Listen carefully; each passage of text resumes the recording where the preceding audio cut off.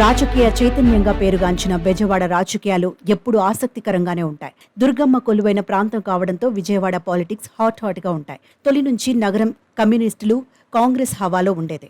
అయితే ఎన్టీఆర్ తెలుగుదేశం పార్టీ స్థాపించడంతో బెజవాడ రాజకీయాలు పూర్తిగా మారిపోయాయి. కమ్మ సామాజిక వర్గంతో కాపు సామాజిక వర్గం కూడా ఎక్కువగా ఉండటంతో టీడీపీ నేతలు కూడా ఇక్కడ గెలుస్తూ వస్తున్నారు.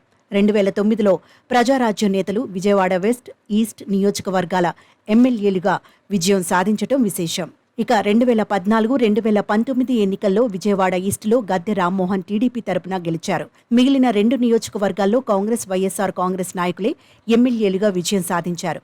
2014లో విజయవాడ వెస్ట్ నుంచి వైసీపీ తరపున జలీల్ ఖాన్, 2019లో వెల్లంపల్లి శ్రీనివాస్ శాసనసభ్యులుగా ఎన్నికయ్యారు. ఇక విజయవాడ సెంట్రల్ నుంచి టీడీపీ తరపు బోండా ఉమా విజయం సాధించగా 2019లో కేవలం 25 ఓట్ల తేడాతో వైసీపీ అభ్యర్థి మల్లాది విష్ణు ఎమ్మెల్యేగా గెలిచి అసెంబ్లీలో అడుగుపెట్టారు. ప్రస్తుతం ఎన్నికల్లో బెజవాడ రాజకీయాలు మరింత ఆసక్తికరంగా మారాయి.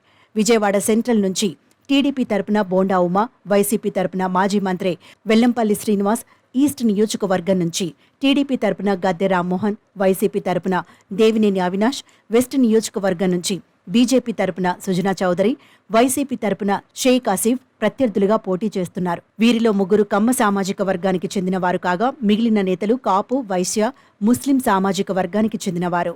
ఇదిలా ఉంటే విజయవాడ ఎంపీ సీటు మరింత హాట్గా మారింది. ఎందుకంటే 2 వేర్వేరు పార్టీల నుంచి ఒకే కుటుంబానికి చెందిన అన్నదమ్ములు పోటీ చేస్తున్నారు.